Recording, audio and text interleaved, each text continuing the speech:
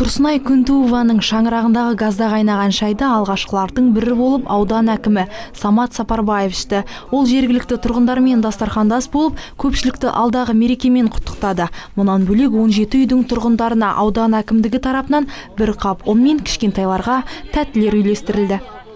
Ал енді қалған бірақ мәселе техусловие деген бар. Газға қосылу үшін техникалық шарттар бар. Соған да бір әйтеуір бір проблема болып, бірақ бір демеушілердің есебінен ол мәселеде шешілді. 400 мың теңгелік жаңағы азаматтар демеушілік жасап, техусловиясын алып берді. Сонымен бүгін газ қосып отырмыз. Бұл енді 18 үйдің арқасында осы жердегі қалған бір 30-40 үйлер бар.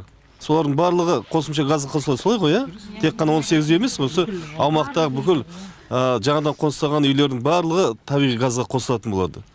2010 жылы Қарасу ауылдық округіне қарасты Ақбастау елді мекеніндегі көп балалы, аз қамтылған толық емес мүгедек бала тәрбиелеуші отбасыларға берілген коммуналдық меншіктегі 18 үйге табиғи газ жүйесі толығымен қосылып отыр. 2011 жылы сыртқаралық құбырлары дайын болған жүйеге Қарасу ауылдық округінің бюджет есебінен 1 763 000 теңге қаралып, ішкі табиғи газ құбырлары жүргізілді. Енді жыларымды да, күлерімді де білмеймін. Әуелі Құдай қалмысы өзіңнің арқаңда қолым жетті, Құдайға қолым жеткендейді. Күніге айтам балам.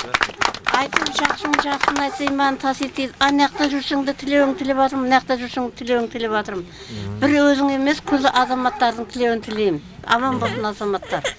Ел аман жер тиш болса, бәрімізді тиш болсын. Айта кетейік, ішкі және сыртқы газ құбырларының жұмыс жобасы аяқталған аймаққа алдағы уақытта осы маңдағы коммуналдық меншіктегі үйлерден өзге 40-қа жуық баспанаға табиғи газ жүйесі берілмек. Аяжан Жаңабекқызы, Руслан Насыров, Нарньюс.